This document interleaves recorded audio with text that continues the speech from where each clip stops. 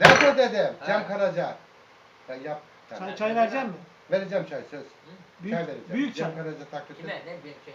Büyük çay. Tamam büyük vereceğim. Hadi. Ben bir şey istedim boş verin. Tamam küçük vereceğim. Hadi bir Cem Karaca'ya şey yap. Emniyet.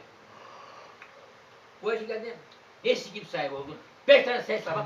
Düştüm mahpus damlarına, öğüt veren çok olur. Düştüm mahpus damlarına, öğüt veren çok olur. Toplasam bu oğlanları, bundan böyle yolu olur. Topla. Ana, baba, bacı, kardeş, hepsi birer el olur. Çek sen, çek. Ana, baba, bacı, kardeş, hepsi birer el olur. Namus belasına kara, verdiğimiz can bizim. Nara, nara, nara, nara, nara, nara, nara, nara, nara, nara.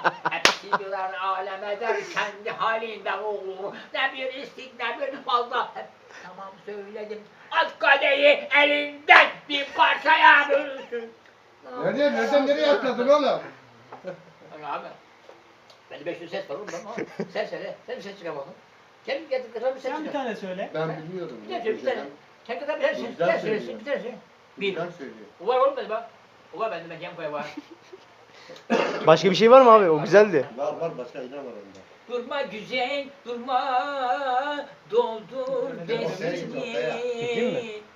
Durma azam, durma güzel. Bu kimin sesi bilirsin ha. Bilirsin. Bu sesi güzel. Ben aynı sesi çıkarıyorum, aynı sesi veririm ben sana. Artık bilmem lazım abi. Aynı sesi tonajı çıkarayım ben sana.